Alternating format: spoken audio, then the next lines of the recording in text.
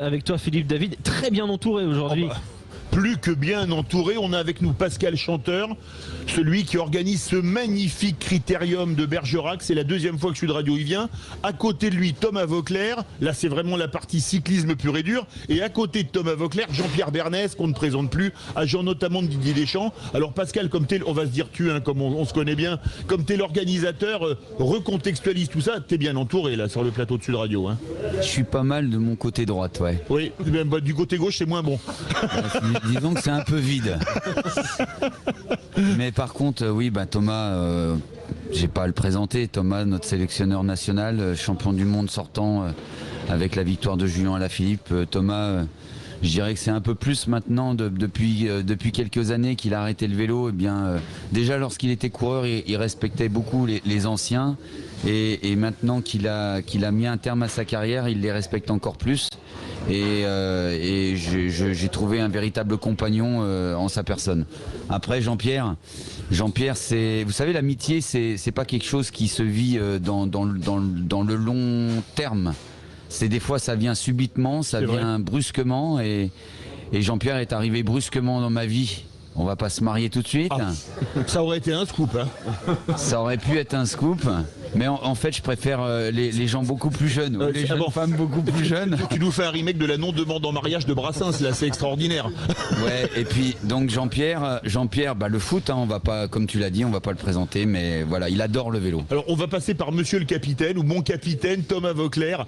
Quand on vient ici, sélectionneur de l'équipe de France de cyclisme, quel beau plateau aujourd'hui. Il y a les légendes anciennes, on avait Bernard Hinault, Bernard Thévenet tout à l'heure, il y a Christophe Agnolouto, et puis il y a de jeunes coureurs cyclistes. Hier il y en avait un avec nous dans les vraies voies, Alexis Guérin. Toutes les générations sont là? Oui, toutes les générations, bien entendu, et on parle beaucoup du critérium, mais il y a également le gala de ce soir où seront mis à l'honneur notamment l'équipe de France élite certes, mais aussi les jeunes. Mais là ça va descendre pas les côtes, mais plutôt autre chose. Ouais, je crois. Mais bon, c'est surtout le moment de partage. C'est vrai que cet après-midi, sportivement, autour, voilà, ici à Bergerac, on a vécu un très beau moment. Et donc moi, en tout cas perso, même si là je tremble un petit peu parce que je descends du vélo il y a 15 minutes et puis qu'il faisait pas chaud. Et ça c'est normal, on est presque en descente. Et donc tout va bien, et c'est avec grand plaisir que je suis là pour accompagner Pascal, et en très bonne compagnie avec à ma gauche Pascal et à ma droite Jean-Pierre. Et justement, quand on voit Julien Alaphilippe gagner son second titre consécutif de champion du monde et qu'on est le sélectionneur, ça fait quoi? Écoutez, je vais pas vous dire que ça fait rien. Ça fait des émotions qui resteront très personnelles. Je peux partager des choses dans les médias. C'est une meilleure émotion que quand on gagne soi-même une course? Non, c'est complètement différent. Mieux, moins bien, ça je pourrais pas le classer. En tout cas, c'est différent, ça c'est sûr. La seule chose que je tiens à préciser, c'est que j'ai peut-être une toute petite part dans le double titre pour la France de Julien Alaphilippe, mais elle est petite. Sans doute pas négligeable, j'enlève ma modestie de côté, mais c'est pas moi qui pédale. Et c'est différent de quand on est coureur en tout cas. Jean-Pierre Bernès qui est très déçu parce que notre ami ne va pas le demander en mariage. Pascal Chanteur, ça va, vous vous remettez? Tout à fait. Alors, sélectionneur, vous connaissez bien le sélectionneur de l'équipe de France mais de football. On a celui de l'équipe de France de cyclisme, que vous êtes l'agent de Didier Deschamps notamment. Ouais. Quand le cyclisme, c'est une passion pour vous? Oui, c'est une passion depuis de nombreuses années. Oui. Depuis l'enfance? Oui, depuis très très longtemps. Et depuis l'enfance, avec mon père, on allait toujours voir le Tour de France. Et j'adore ce milieu des cyclistes. Et Pascal Chanteur me l'a fait découvrir depuis quelques années. Et voilà, et là je découvre des sportifs qui n'ont rien à voir justement avec le milieu du football. C'est complètement différent.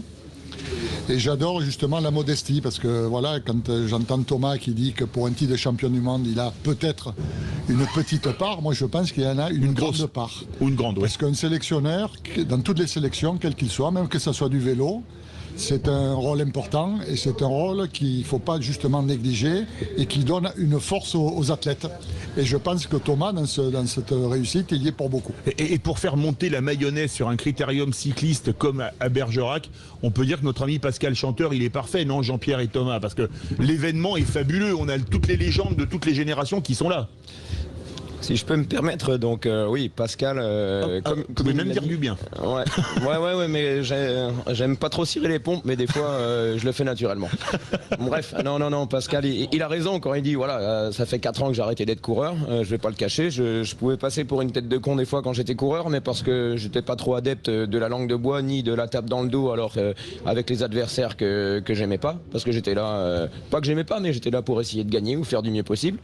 Et puis mais après on prend un petit peu de recul quand on arrête sa carrière et voilà, c'est pour ça que c'est avec grand plaisir que je suis là aujourd'hui, et c'est pas pour faire plaisir à Pascal, c'est parce que j'aime le vélo dans son ensemble, et tout comme Jean-Pierre d'ailleurs, voilà, j'ai pas grand chose de plus à rajouter si ce n'est à remercier toutes et tous qui ont permis que cet événement ait lieu. Pascal, ça fait plaisir de faire l'unanimité comme ça, je suppose, non?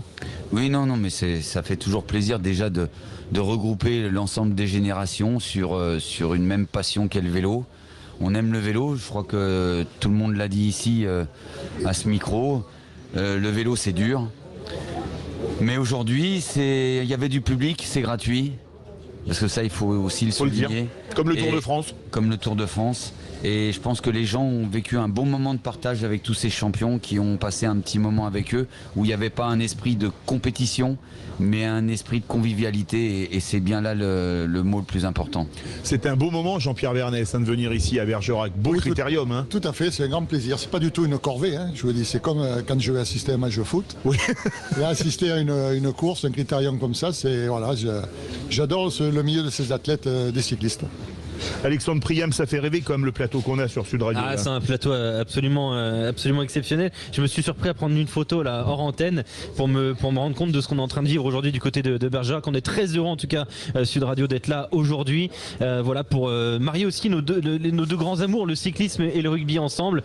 Là on parle cyclisme, on parle football, on parle de sport en général. Dans un instant, le rugby reprend avec ce match entre Toulon et Lyon. Et voilà, quel plaisir de vous avoir reçu vraiment.